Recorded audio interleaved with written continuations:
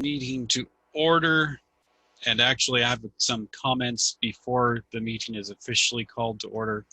I would like the public to know that pursuant to the Governor's Executive Order N2920, and in the interest of public health and safety, members of the Planning Commission and staff are attending the meeting telephonically.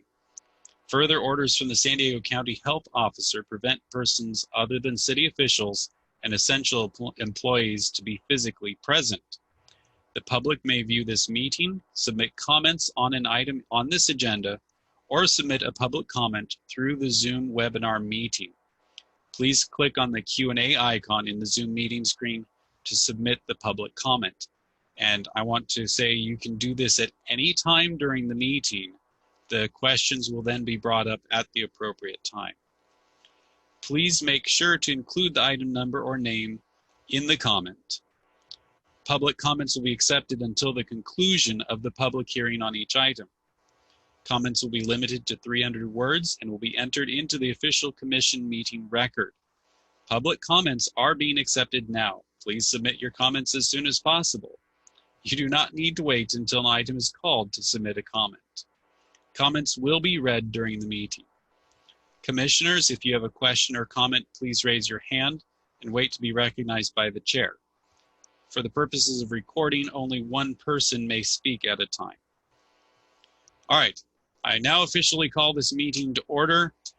Please stand for the flag salute and a moment of silence. Right hand salute. Ready, begin.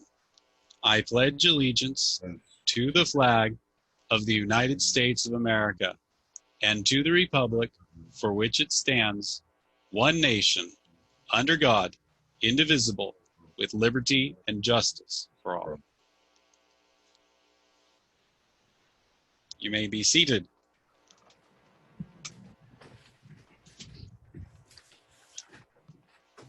Mr. Valles, may we have roll call, please? Yes, Mr. Chair. Paul Circle. Present. Humbert Cabrera. Present.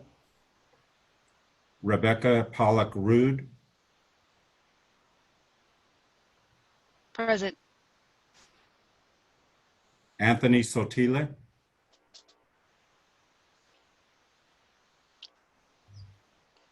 You'll have to unmute before you speak.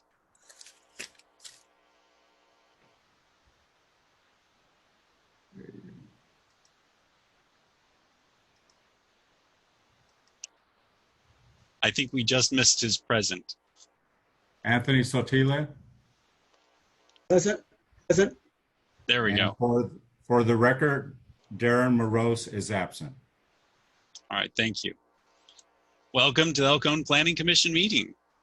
Appeals of final decisions of the Planning Commission made this evening must be filed in writing with the City Clerk before 5 p.m. Monday, June 29th, 2020, and must include the payment of a filing fee.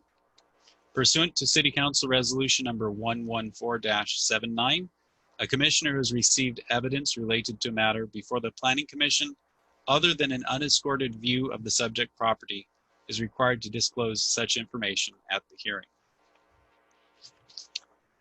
At this time, we will take comments from any member of the public on any item of business within the jurisdiction of the Commission that is not on the agenda.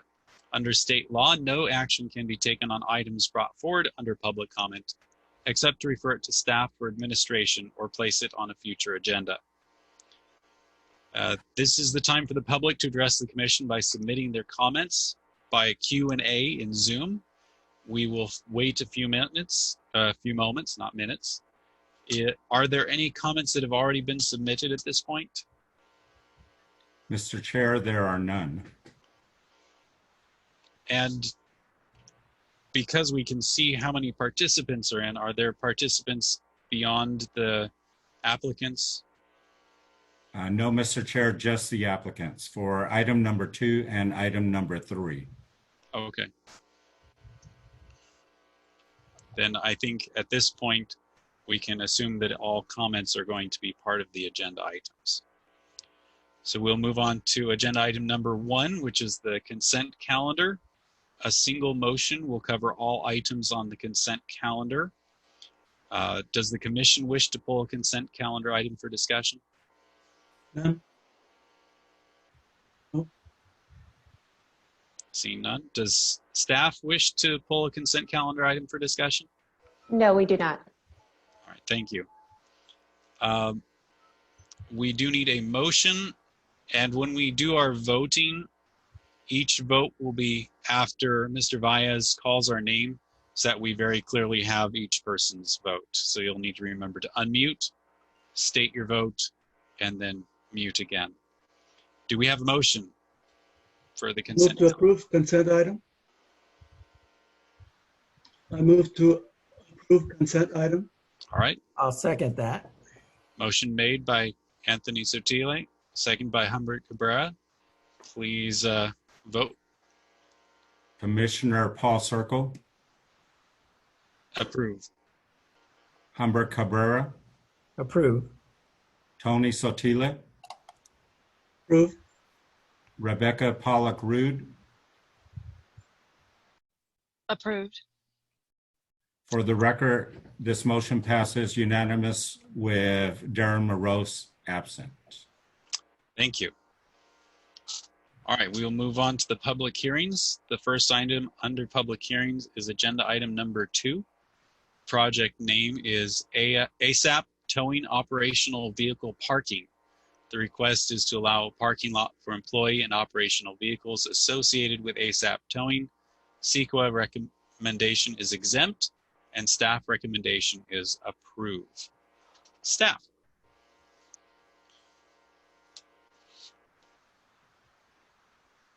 I have an error for sharing the screen.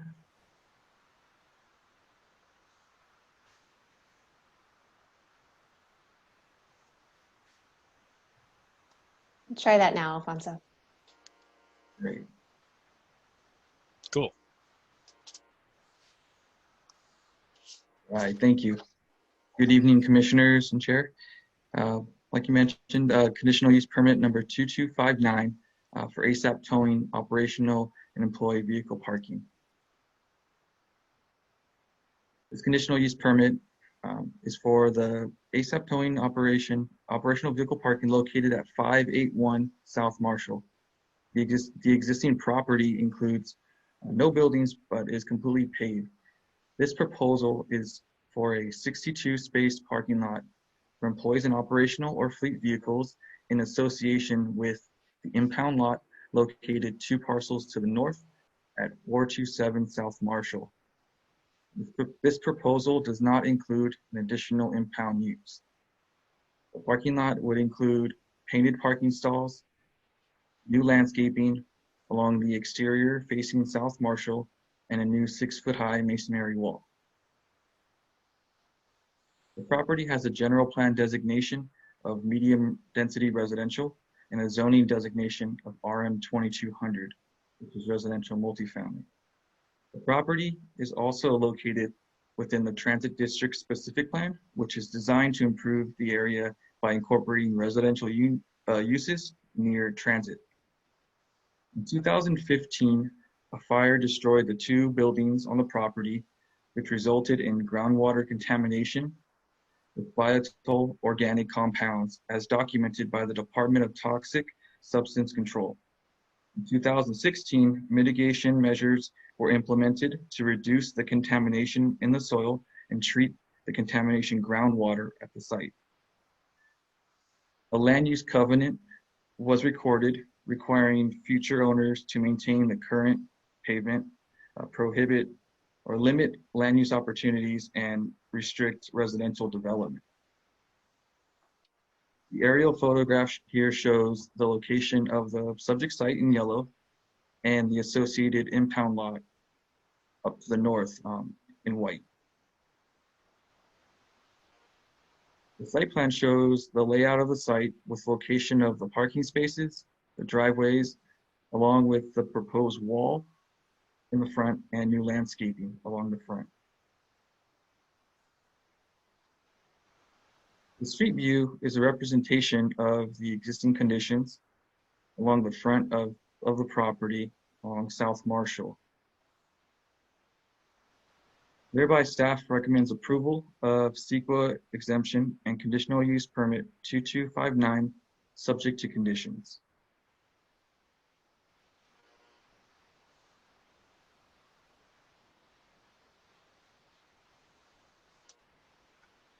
All right, thank you, Alfonso. Are there, can't see everybody. Should I stop the sharing? Yeah, you can go ahead and stop sharing the screen. There we go. Now I can see everybody. Does anybody have any questions for staff on this item before we open public comment? I do. Mr. Sotile, go ahead. Will the subject property ever be available or ever be built upon, develop that particular land, or is it eternally made that it can never be used? Environmental conditions on the property will limit development of a new building or really any other type of uses. It's zoned residential multifamily, so the permitted uses are desired as residential, and that's kind of one of the exemptions, well, restrictions for on the covenant, which is won't permit a residential use. How long will it be if it can't be used for residential? Can it ever be used for a residential development? Well, there's a lot of still more mitigation that would need to be done involving the environmental conditions of the properties, more in particular the groundwater, which is being the deterrent for the development of the buildings. This use in particular doesn't require a building, but to answer the question, it will be very limited in the being able to capacity for basically a building. Okay. So there is no time limit when it can be built upon. That's correct. Okay. All right. Any further questions for staff? Mr. Cabrera, go ahead. What's the length of the CUP? Like, how long is the CUP until it has to be reconsidered again?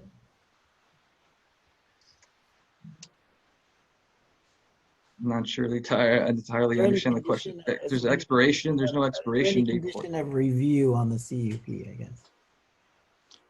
Typically, a CUP doesn't have a review period. The CUP, once approved, stays with the land and it's Forever. used forever until it's revoked for some reason or amended. So I would say if you take a look at the page with the site plan on it, can you bring that up?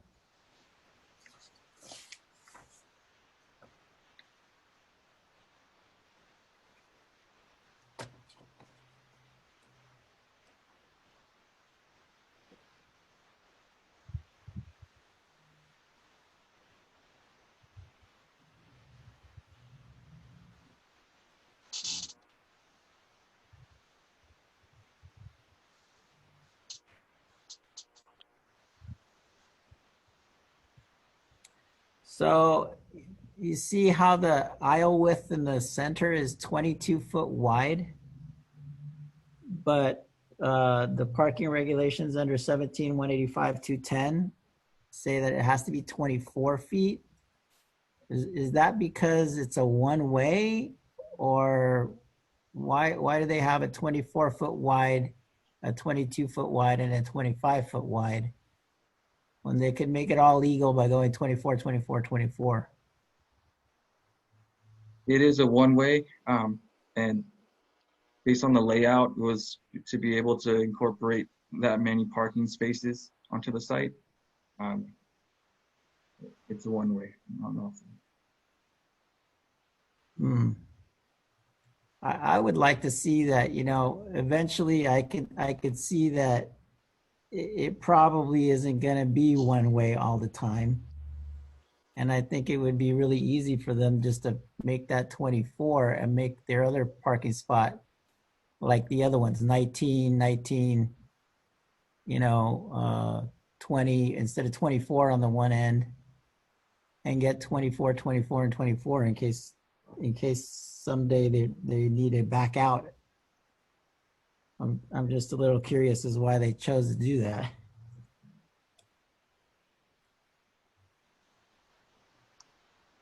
Just to clarify to Commissioner Cabrera, so the spaces that are to the north there, 22 and a half feet in depth. Right. So there is 24 feet in backup space. They are just depicting a portion of that as being within the parking stall. So there is adequate space considering the minimum depth of our parking stalls is 18 and a half feet. Right. I see that there's adequate depth. Okay, so that dimensions is actually not from parking to parking. It's from something to something else. It's not the back of a turnaround space. I'm sure they'll go through the correct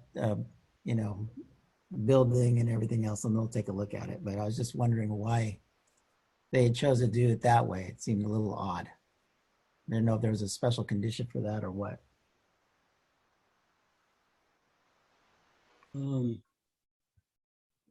Commissioner Sotile. Yes, usually the 24-foot driveway or street size, normally it's for the fire truck to go in and out so that they can get out and turn around. However, this is a parking lot. There's no buildings other than automobiles within that parking lot. I don't see, Cabrera, why the 22-foot or 24-foot would make any difference whatsoever, since we're not considering it for a building, but just for parking spaces. Yeah, I agree. I'm just going from the parking ordinance. The city's parking ordinance says it has to be 24 feet unless you only have 25 feet of length, which they have more than 25 feet of length. I'm just going straight from our ordinance. I'm saying, why are we giving an exemption to our ordinance to them when they have the room for it? And the answer is because they're going to try to do it one way. Okay, I guess that's fine. A little odd, but that's fine. Thank you. Any further questions for staff before we open the public hearing?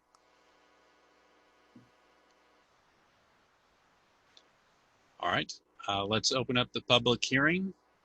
And any members of the public who wish to comment should put in their comments under the Q&A section at this point. When we can finish the public hearing, we will no longer accept public comment on this particular agenda item. Mr. Chair, for the record, there are no questions from the public on this item. Okay. We have I guess we don't have a speaker card, but we have the applicant present, Richard Hine. And Richard, you have your mute and video off. But if you would like to speak on your item, you certainly may. Can you hear me now? We can hear you. Okay. Only comment is to Mr. Cabrera. There is actually a metal piling or poles that cannot be removed out of the northern section of the property, which is why that one lane was diminished. Also, all center parking spaces aren't being utilized. We put them onto the survey, but ultimately only the very extensive outer rim of the property will ever be used. Thank you. No problem, sir. Do any planning commissioners have any other questions for the applicant? None? No, I don't have any. Thank you. And Mr. Chair, could the applicant state his name and his relationship with the project? Oh, yes. My name is Richard Hine, H-E-I-N, and I am the project manager acting for Yuli and Youssef and ASAP Towing. Thank you, Richard.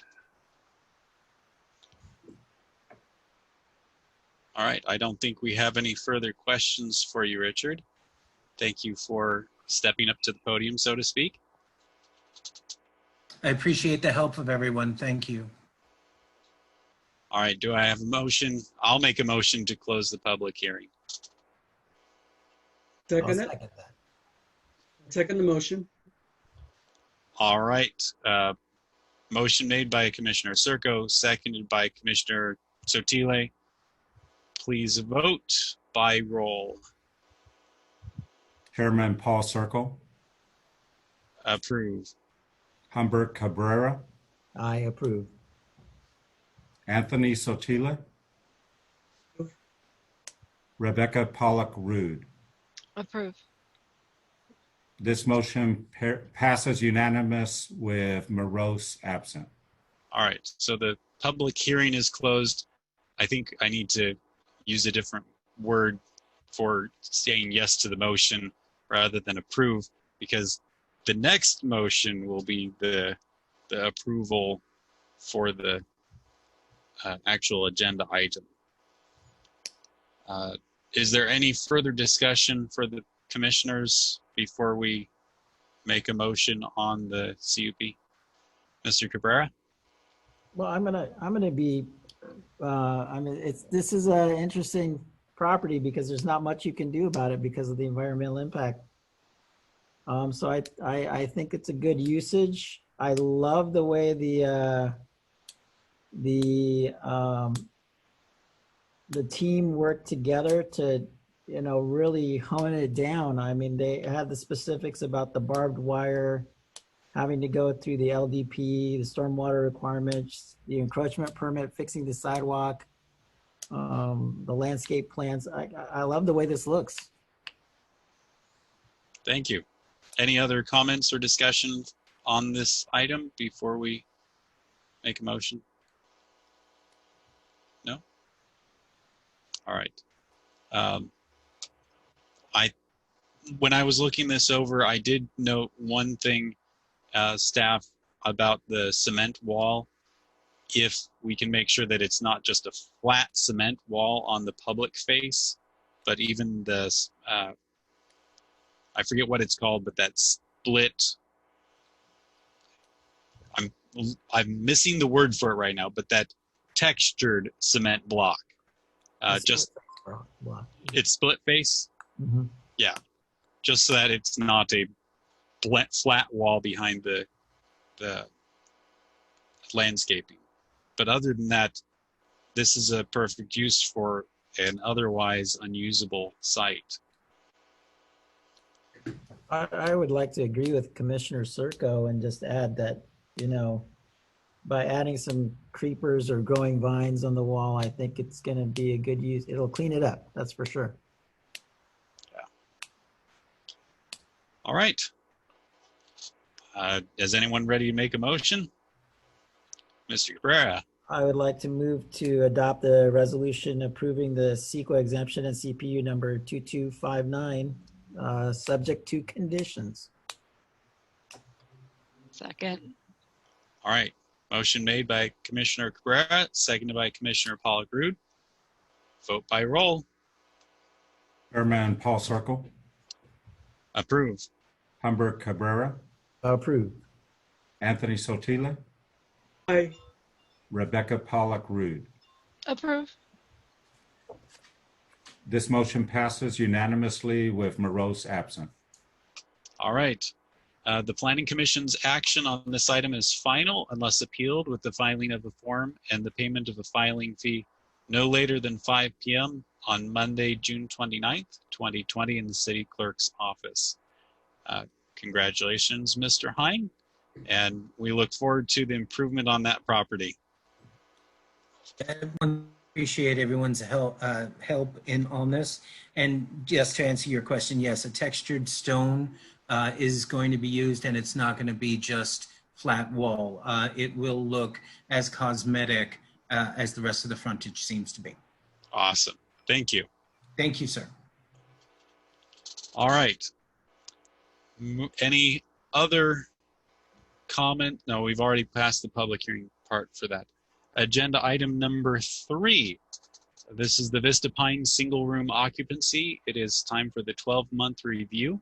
This is not subject to CEQA, and there is no action. This is just an informational report. Staff. Thank you, Chair. Conditional use permit number 2240 was approved back on December 5th, 2018 for the conversion of the former Hot Penny Inn motel into a single room occupancy called Vista Pines, located at 1549 East Main Street. It included a 75 room motel room converted into a mixture of studios and 1-bedroom units for extended stay. One of the conditions was for a 6-month review and a 12-month review. The 6-month review was presented to the Planning Commission on July 16th, 2019, which represented a decrease in calls for service from the previous motel use. For this 12-month review, it included time frame from January 1st through April 20th of this year, reflecting in 24 calls of service. Overall, the data shows a decrease in calls and anticipates a continued decrease in calls for the rest of the calendar year. One of the conditions of approval was for the SRO was to maintain fewer than 90 calls for service per year. There were no code enforcement violations in 2019 for this item, and the property is enrolled in the crime-free multi-housing program. The revised staff does not recommend any action as this item is an informational item. Thank you. And that's a great review. That's great to hear. Any conversation or comments on this item from the Planning Commission? Any complaints from the neighbors or anyone nearby? Those were just included in the 24. We didn't have any complaints. Thank you. Mr. Cabrera? Mr. Camacho, so I was there about 6 months ago and I saw the pool was still there. Is the pool still there? You know, I don't have any updates on the property itself. Just being an informational item. I was just a little concerned because I saw that the ADA accessibility around the pool and to the pool was not adequate at all. So I was wondering if they were planning to keep it or not. I was more worried about them getting into trouble than anything else. So might want to pass that along to them. Sure. The representative of the owner is available to participate as well. So he may be able to answer some of your questions. Any other questions regarding the the Vista Pines? Mr. Tuck, I know you are in the audience, and we thank you for your efforts with Vista Pines as well as the other SRO conversions that you're working on.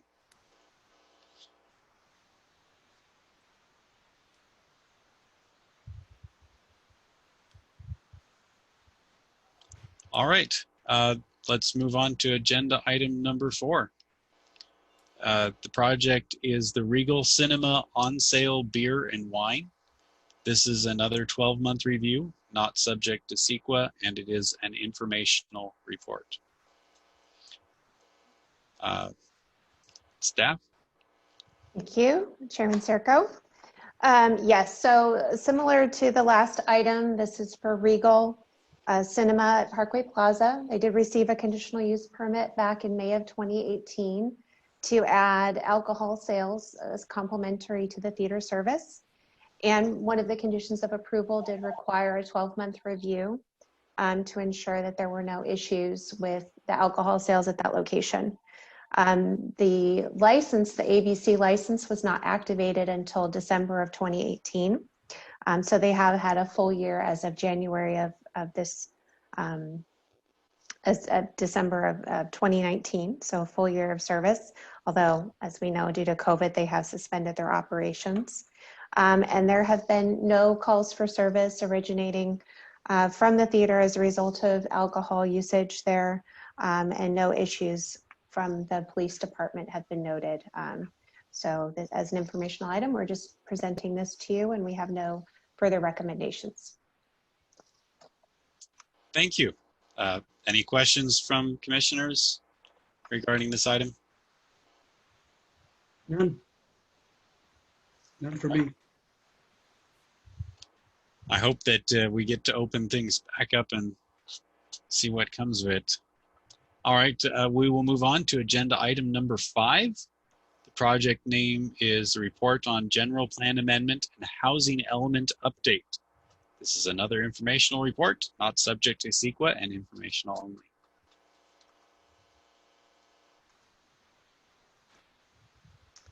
Okay, thank you once again. So as mentioned, this is just an informational report to update the commission on where we are with commencing the project to update the housing element, update the safety element of the general plan, and add a new environmental justice element. So the original general plan for the city was adopted back in May of 1970 and has had some minimal updating since then, kind of got a refresh in 1990, but it's generally the same document as was adopted back in 1970. And the housing element itself was adopted or last updated in 2013. So that follows a little bit of a different cycle. There's a regular 8-year mandatory review and update of that element.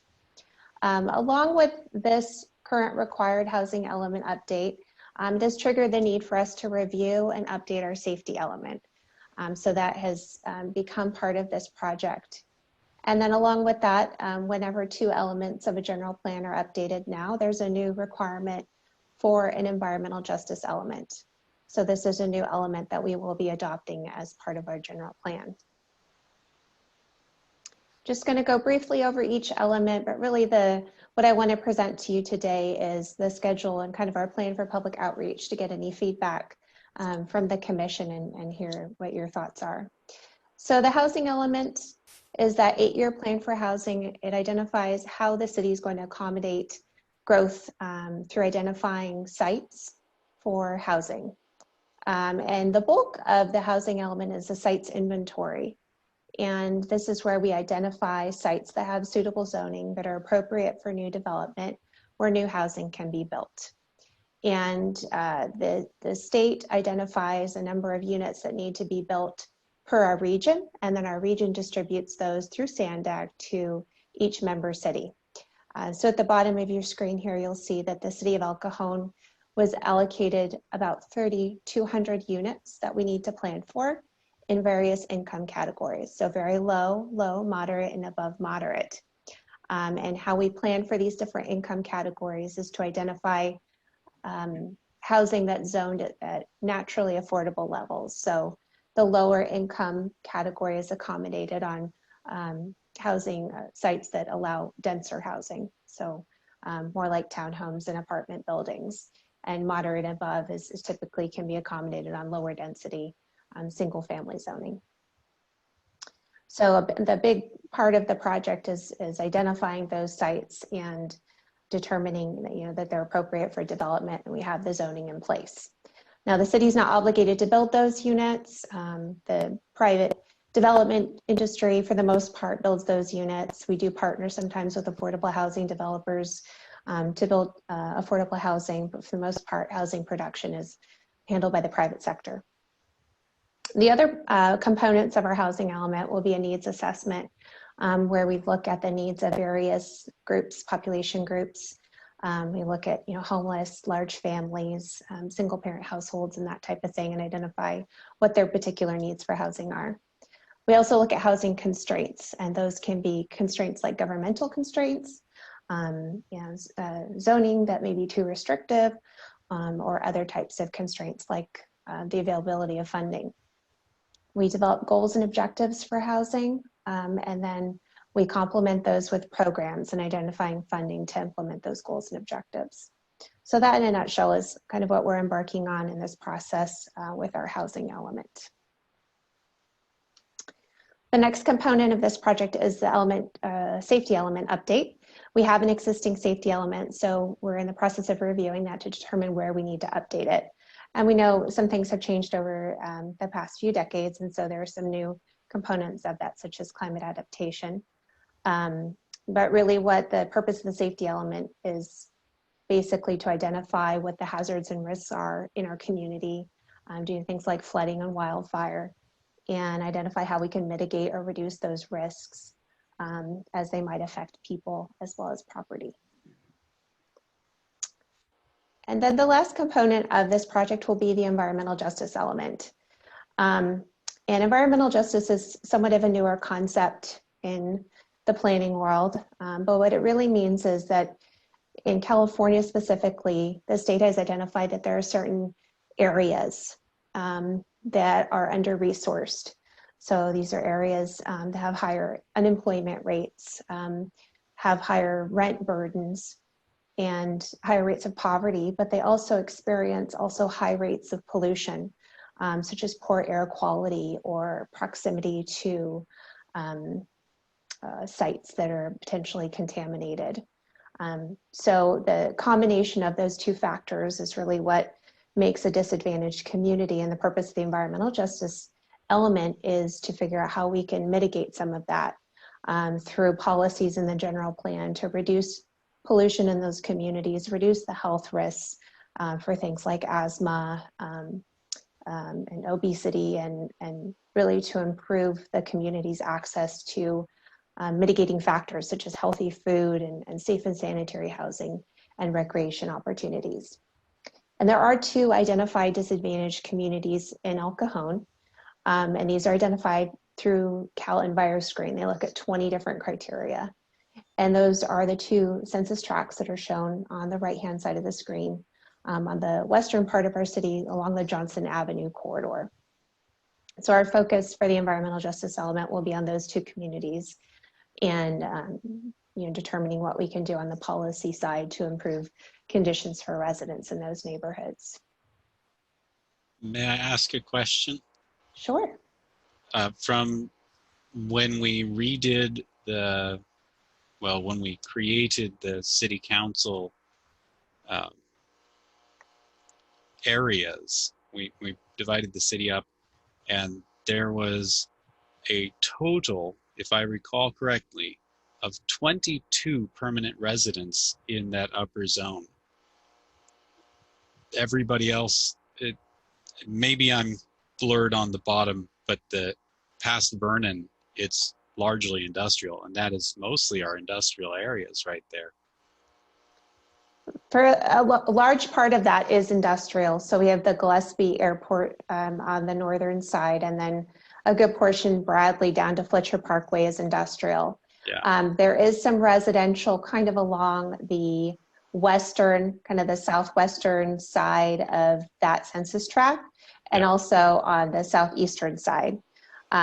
The smaller census tract that looks like a triangle right along El Cajon Boulevard, that has fairly residential. But all told, we only have about, I believe, 850 households within both of these 2 census tracts. Okay.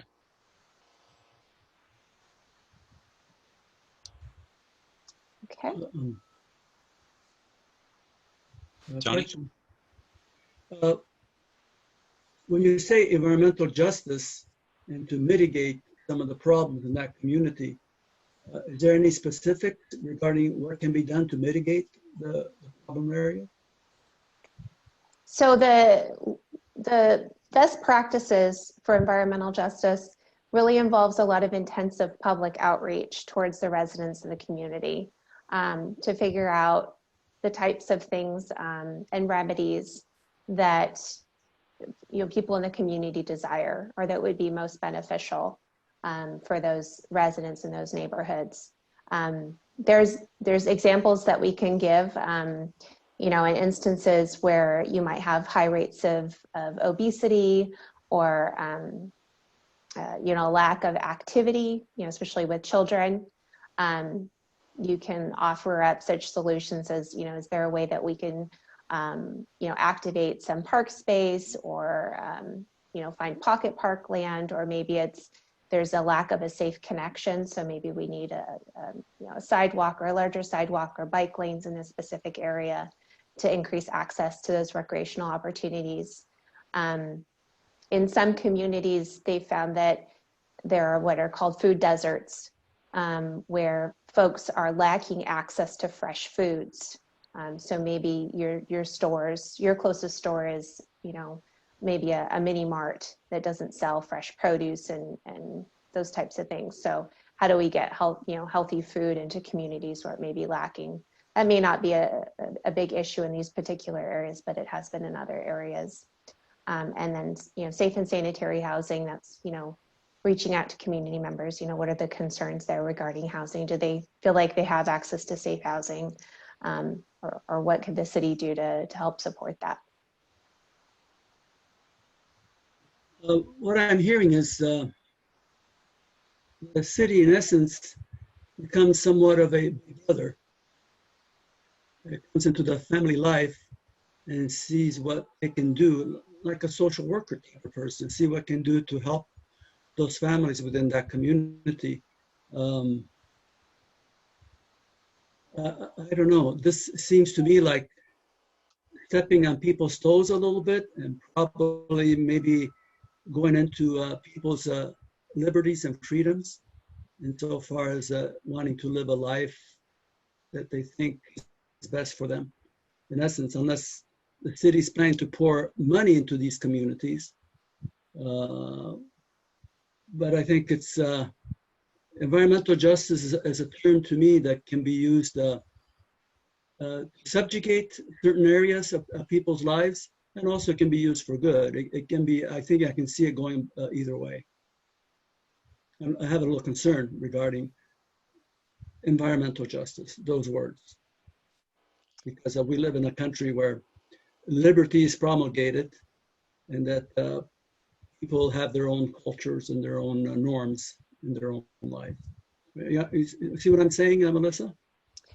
I do understand that. And I think the reason that this has come out as a priority in the state is because cities, whether by active,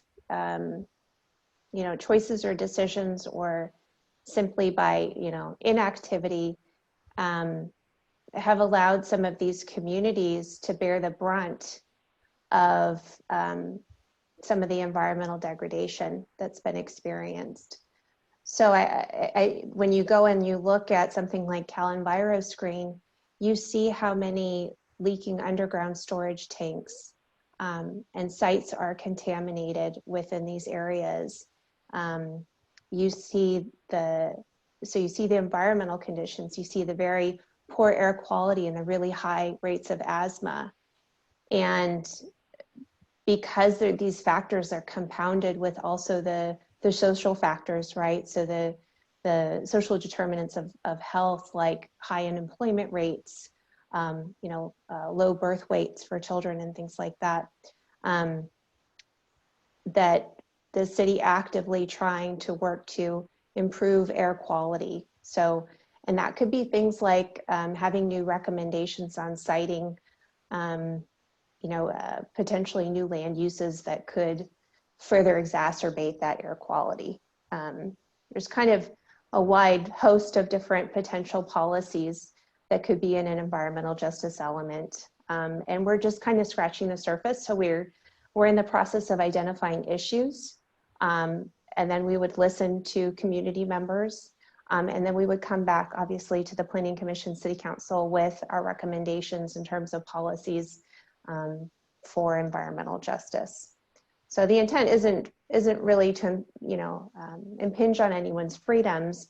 It's to recognize this long-standing burden that these communities have faced and try to level the playing field to some extent, so that some of these under-resourced areas aren't experiencing the negative effects of environmental pollution.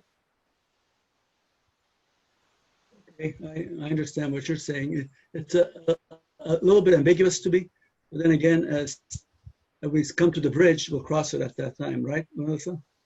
Of course. Okay. Thank you, Melissa. Mr. Cabrera? Well, I did manage to attend the Planning Commission Academy during the whole COVID situation right at the beginning. And environmental justice was a very, very hot topic. Just I might add to what Melissa is saying. It is something that everybody is considering.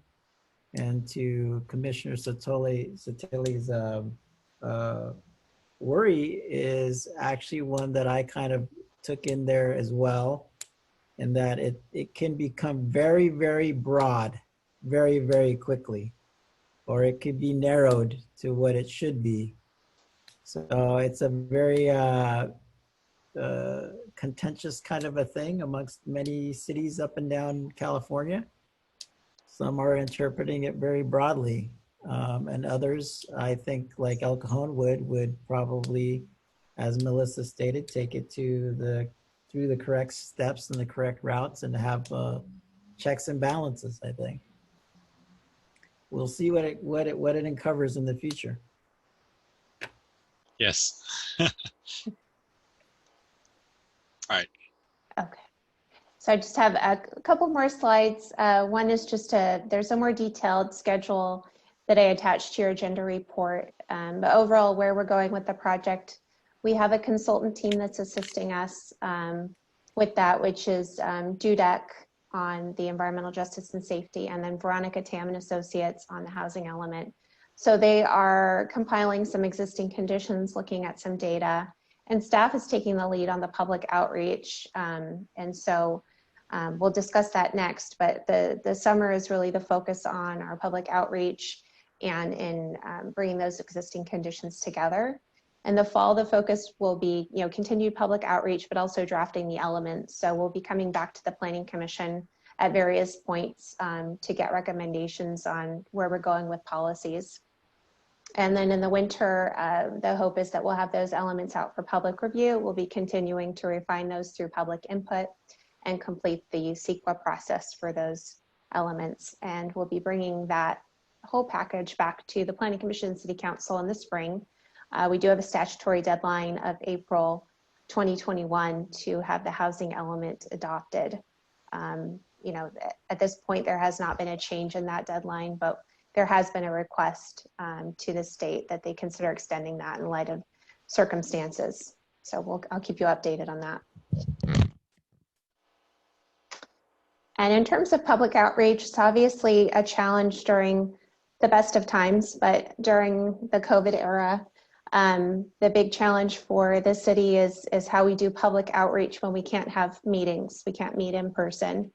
And so what we've done so far is we put together a project web page. That's the cityofelcajon.us//plan that you see on your page there. So we have information on each element, and that's kind of our repository of all the different documents and tools that we're using. We have developed a GIS story map for the housing element. So that's an interactive map that you can play with some of the data that's used to evaluate sites for our sites inventory. We have a housing element survey that's been published. So that's broadly asking members of our community to identify housing priorities. And we have been pushing that out through social media. So it's already gone out. I believe it went out last week, and we're going to continue to push things out through social media. Our hope is also to use some webinars. So similar to the format that we're using right now for staff to participate with the public in a dialogue.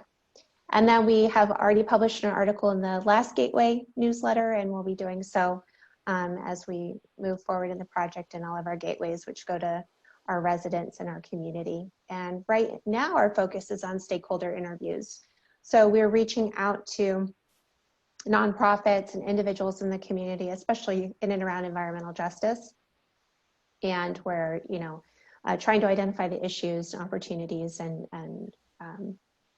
start to craft at least a framework for where we want to go forward in that. So our hope is that you as planning commissioners can participate in the outreach, but also share it within your circles. and provide us feedback and any opportunities that you see out in the community for us to get the word out, but also to engage with the community. So that's all I have for this informational update, and I appreciate all the feedback that you provide. Thank you. All right, thank you very much.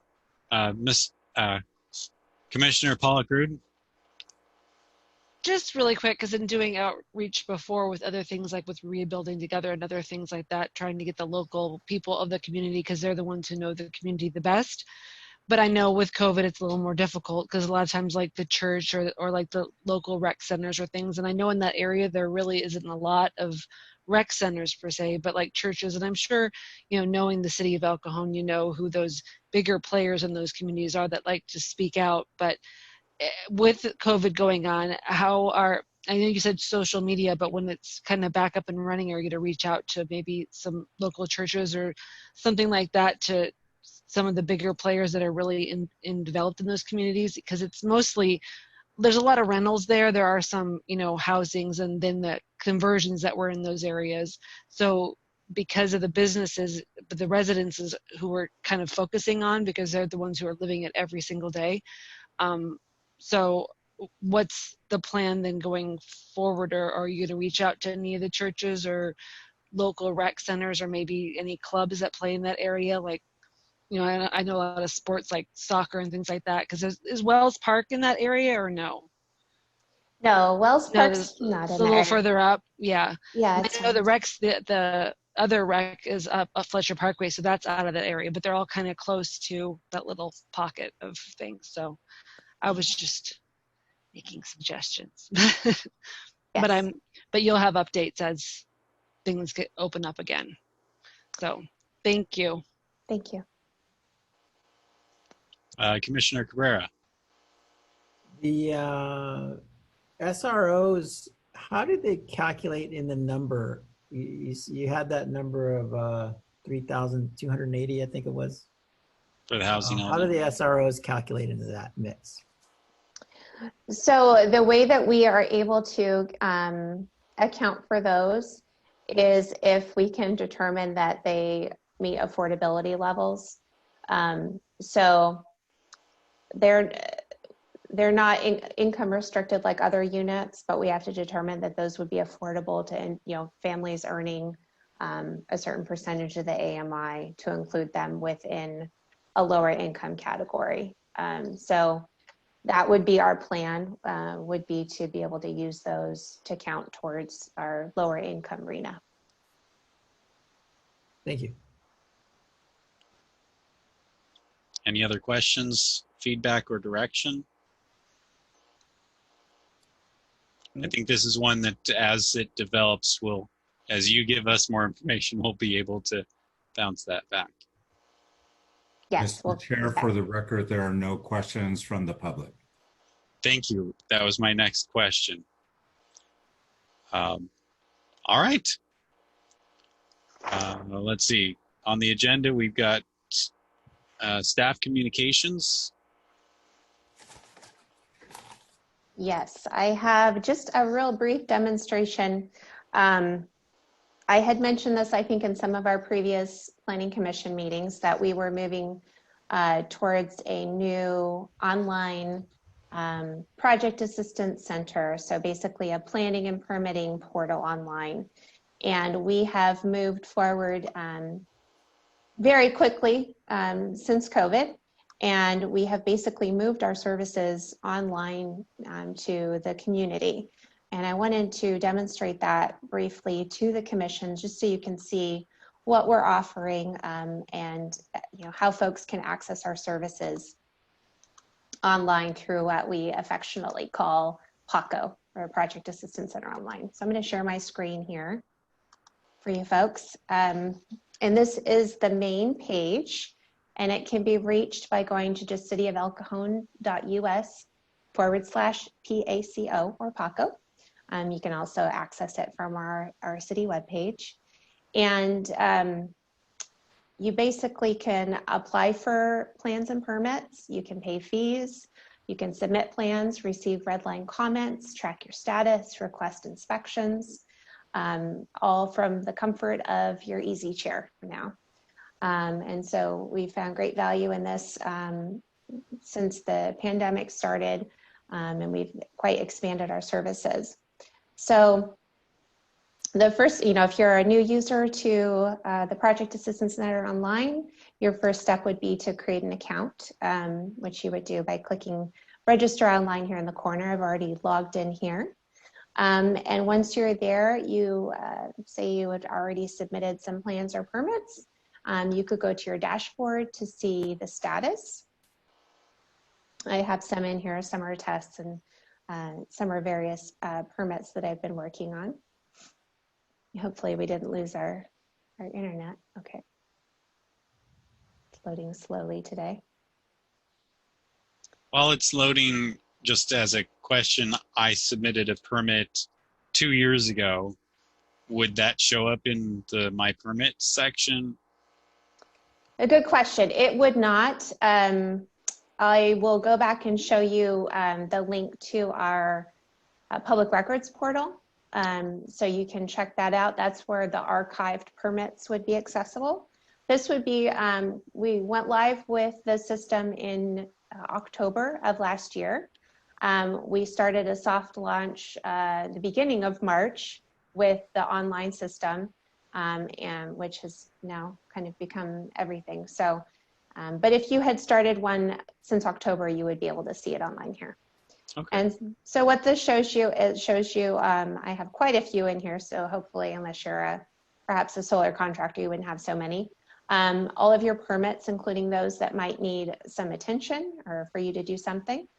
We'll grab an example out of here, towards the bottom. So you can see here, this one is a temporary use permit for an outdoor sales event. You can click on it and go right to that permit screen and see where it is in the status. So this one's 40% completed. It failed a first review, so it needs to be resubmitted. And I think the interaction between Zoom webinar and the internet are a little slow right now. You can also see if there's any fees that you need to pay and go ahead and pay them online here. There's just a lot of information available. So there's quite a bit of value in that, but then I think what you can see in the application too, let me just move my screen over here, is what's available to you. So any building permit can be submitted through a building permit application. We've made this kind of an easy one permit application that staff on the back end can then create the appropriate type of building permit out of. You can apply for temporary use permits, tobacco retailer licenses, transportation permits, encroachment permits, grading plans.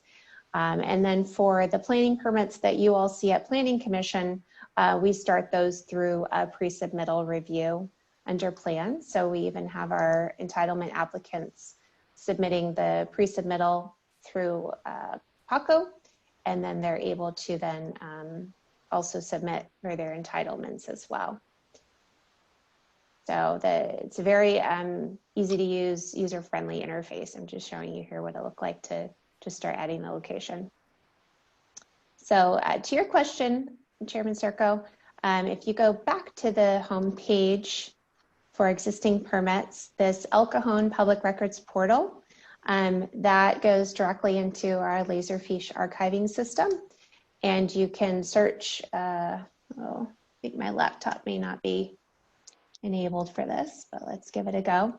You can search for, by address, and it'll show you the permit document, not the plans, because plans are, when they're stamped, are proprietary, so those have to go through a release process, but you can search our archives. This also has links to other archives. It's basically besides building permits, so you can access old city council agendas, resos, ordinance, those types of things as well. Very polished, very, very nice. Yes, so share the information if you can. We're trying to get it out there to folks that work with us and submit permits and plans. And I think it's been generally well received. We've had some bugs to work out and we're continuing to make improvements. But we like the flexibility. Commissioner Cabrera? Well, I know that my team loves it. I just would like to, who do we contact if there are some bugs we see and we want to just give some input, Melissa? You could definitely reach out to me. I'm actually one of the folks on the team who configured the whole system. So I'm great. an admin. So yeah, definitely reach out to me. Oh, okay, good. Thank you. Okay. Awesome. Thank you for the demonstration. You're welcome. All right. Any commissioner reports or comments? I really hope that this week we will be meeting together in the chambers, but we'll see when that happens. All right. I think that brings us to the end of our agenda. The last thing to do is adjourn. So move. Second. Motion made by Commissioner Sotile, seconded by Commissioner Cabrera. Let's vote. Chairman Paul Circle, Approve. Humber Cabrera, Aye. Anthony Sotile, Aye. Rebecca Pollock Rude. Aye. For the record, this motion passes with Morose absent. All right. The Planning Commission meeting is adjourned to July 2nd, 2020 at 7 p.m. unless we hear otherwise. Thank you. Be in touch. All right. Good to see you all, and stay safe. Likewise. Yes.